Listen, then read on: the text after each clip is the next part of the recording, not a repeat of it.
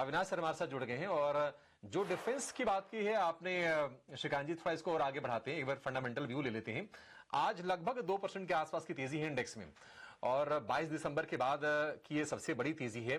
और हम देख रहे हैं कि जो 18 शेयर है निफ्टी डिफेंस के, एम्टायर टेक उनको लीड कर रहा है। लेकिन जिस तरह से संघर्ष हुआ है वेनेजुएला में, अमेरिका ने जो स्ट्राइक किया है, उसके पहले हमने देखा था कि डिफेंस एक्विजिशन काउंसिल ने लगभग 79,000 करोड़ रुपए के रक्षा सौदों को मंजूरी दी थी। तो ये तमाम ट्रिगर रहे हैं और ये फ्यूल कर रहे हैं डिफेंस शेयरों को, और वैसे भी कहीं ना कहीं बजट पर फोकस शिफ्ट होगा। अविनाश सर, आपको क्या लगता है कि बजट तक डिफेंस में मोमेंटम ये बरकरार रहेगा?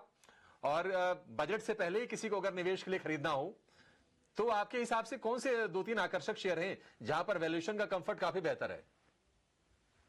नहीं, इनफैक्ट अभिषेक, अभी तो क्या है कि सारे डिफेंस स्टॉक्स भाग चुके हैं और अभी valuation comfort at least short term में तो दिख नहीं रहा है। अगर आपका नजरिया थोड़ा सा लॉन्गर टर्म है तो डेफिनेटली इस स्पेस में अभी भी अपॉर्चुनिटीज है। और purely railway, I mean sorry, budget के हिसाब से अगर किसी को खेलना है तो मैं समझता हूँ कि जो लार्ज कैप्स है जैसे हिंदुस्तान एरोनॉटिक्स है, उसके बाद बीएल है, उसके बाद माझगांव डॉक है, कोचिन शिपयार्ड है। क्योंकि लग तो रहा है कि मरीन सेक्टर को लेके गवर्नमेंट शायद बड़ा अनाउंसमेंट करेगी डिफेंस को लेके, और इसमें Mazagaon Dock, Cochin Shipyard, Garden Reach जैसे प्लेयर्स बेनिफिट करेंगे। ओवरऑल मुझे लगता है कि अभी ऑलरेडी एक बड़ा शार्प मोमेंटम डिफेंस स्टॉक्स में ऑलरेडी चल चुका है। तो अभी शॉर्ट टर्म के लिए हो सकता है शायद इतनी बड़ी बढ़त ना आए। अपने अब बाकी मेहमानों के पास चलते हैं। हिंदुस्तान जिंक और हिंदुस्तान कॉपर क्या खरीदना चाहिए? अविनाश जी, आपसे मैं राय चाहूंगा, आपको क्या पसंद है? पिछले एक साल में करीब करीब 140% की तेजी हिंदुस्तान कॉपर में और 40% की तेजी हिंदुस्तान जिंक में। क्या लग रहा है आगे क्या चलेगा सर? मेटल मैनिया जो चल रहा है पूरी ग्लोबल मार्केट में, क्या वैल्यूएशन अभी भी स्ट्रेच दिख रहे हैं या ठीक ठाक अभी भी दिख रहे हैं? क्या करना चाहिए सर? क्या पसंद आ रहा है आपको, हिंदुस्तान कॉपर या हिंदुस्तान जिंक, या दोनों को अब यहां पर अवॉइड करना चाहिए?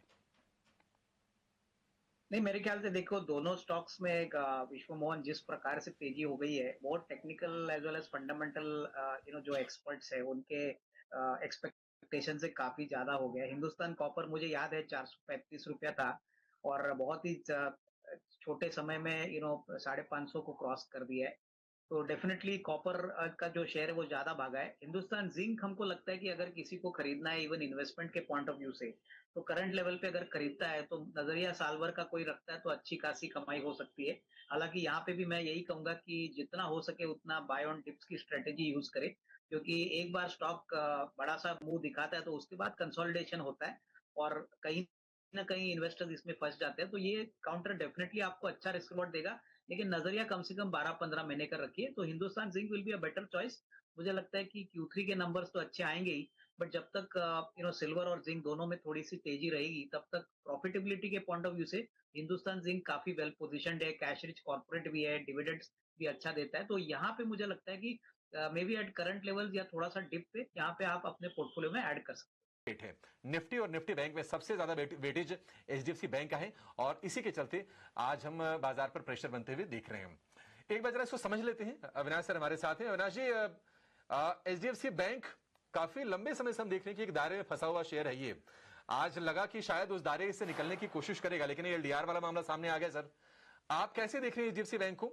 और बैंकिंग में अगर मान लीजिए किसी को खरीदना हो सर, तो आपके हिसाब से पसंदीदा 2-3 बैंक्स कौन से हैं? हम भी देख रहे हैं कि एचडीएफसी बैंक में वापस गिरावट आई है और मुझे लगता है कि देखिए, होपफुली ये जो Q3 के नंबर्स आएंगे वहां पे थोड़ी क्लैरिटी मैनेजमेंट के साइड से आएगी। बट करंट लेवल पे मुझे लगता है कि इमीडिएटली कोई जल्दबाजी ना करे, और मुझे लगता है कि हो सकता है कि थर्ड क्वार्टर के रिजल्ट्स के बाद जब कमेंट्री आएगी मैनेजमेंट की तभी थोड़ी क्लैरिटी मिलेगी। बट अगर प्राइवेट बैंक्स की बात करें तो मुझे लगता है कि हमारा जो पसंदीदा प्राइवेट सेक्टर बैंक है वो आईसीआईसीआई बैंक है बड़े बैंक्स में, और दूसरा फेडरल बैंक रहेगा। हमको लगता है कि दोनों बैंक्स अच्छे अट्रैक्टिवली पोजीशनड है और काफी हद तक एक कंसोलिडेटेड रेंज में अभी ट्रेड कर रहे हैं। हमारा चॉइस पीएसयू बैंक्स की तरफ भी है। हमने पहले भी आपको कहा था कि हमको सरकारी बैंक्स में एसबीआई और bank of Baroda, Canara bank, ये स्टॉक्स भी पसंद है।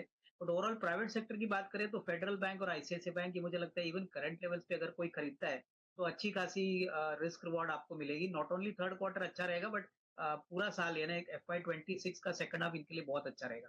तो आई थिंक ये पिक एंड चूज करके थोड़ा थोड़ा अपने पोर्टफोलियोज में ऐड करने जैसे शेयर।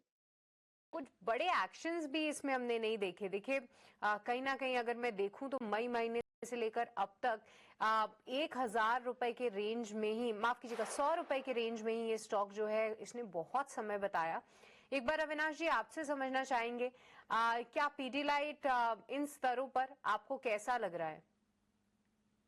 नहीं, इनफैक्ट सृष्टि पिडिलाइट एक मार्केट लीडर है एडेसिव मार्केट में, और अभी तो एक कंपाउंडर स्टॉक है। देखिए पिछले 2-3 क्वार्टर्स कंपनी ने थोड़े से चैलेंजिंग एक्सपीरियंस किए थे, क्योंकि इनपुट प्राइसेस बड़े थे, रेवेन्यू ग्रोथ भी थोड़ा सा स्लो था।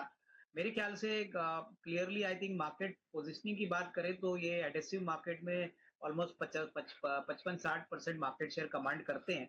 तो किसी को लंबी अवधि के लिए अगर पोजीशन लेनी है तो डेफिनेटली एक सेफ स्टॉक है, जहां पे मुझे लगता है कि वोलेटिलिटी कम है, बैलेंस शीट स्ट्रांग है, और continuous compounder kind of effect मिलेगा। तो करीबन अगर किसी को 15-20% की अपसाइड की गुंजाइश है अगले 12-15 महीने के लिए, तो एक सेफ स्टॉक हम कह सकते हैं, क्योंकि कंपटीशन कम है, और मोरलेस मुझे लगता है कि अभी जो एक्सपेंशन किया है उन्होंने, उसका असर आपको शायद अगले 1-2 क्वार्टर्स में देखने को मिलेगा। तो I think structurally long term story intact है, बट शॉर्ट टर्म में हो सकता है कि आपको शायद इतनी बढ़त ना मिले, क्योंकि वैल्यूएशन फेयर टू एक्सपेंसिव है, इतने भी सस्ते नहीं है, बट लॉन्गर टर्म में जरूर रिस्क रिवॉर्ड अच्छा बन सकता है। पोलियो बनाना हो, करंट जिस तरह का माहौल चल रहा है, जियोपॉलिटिकल सिनेरियो बन रहा है, मेटल, ऑयल एंड गैस, या फिर आपको लग रहा है डिफेंस, किस पर फोकस करना चाहिए? कहां आपको लग रहा है मोमेंटम ज्यादा तेज रह सकता है करंट जो सिनेरियो चल रहा है ग्लोबली? मेरे ख्याल से देखिए ऑयल एंड गैस में जो ऑयल मार्केटिंग कंपनीज है वहां पे पॉजिटिव व्यू हमारा है, क्योंकि हमको लगता है कि देखिए इस क्वार्टर में सारे ऑयल मार्केटिंग कंपनीज अच्छे जीआरएम्स दिखाएंगे।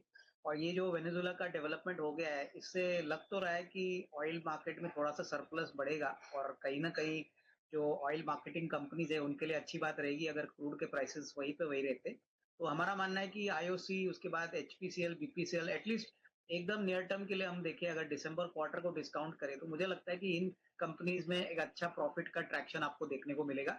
और लॉन्गर टर्म में मुझे लगता है कि जो अपस्ट्रीम कंपनीज है जैसे ओएनजीसी है, रिलायंस है, उनको भी फायदा होगा, बट ये थोड़े से लॉन्ग टर्म ओरिएंटेड है। बट ऑयल मार्केटिंग कंपनीज में हो सकता है कि आपको एक शॉर्ट टू मीडियम टर्म में अच्छा रिस्क रिवॉर्ड बन सकता है। तो ये पॉइंट ऑफ व्यू से है। अगर पोर्टफोलियो की बात करें तो देखिए हमको मेटल्स में अभी भी टाटा स्टील पसंद है, हमको लगता है कि काफी स्टेबल काउंटर है। तो यहाँ पे अगर कोई लंबी अवधि के लिए पैसा डालता है तो डेफिनेटली Q3 और आने वाला साल इनके लिए काफी अच्छा रहेगा। तो मेटल्स में तेजी बरकरार रहेगी, बट ओवरऑल मुझे लगता है कि सारे स्टॉक जो हमने कहे उसमें थोड़ा थोड़ा निवेश करें, ताकि हर सेक्टर का थोड़ा बेनिफिट इन्वेस्टर्स को मिले।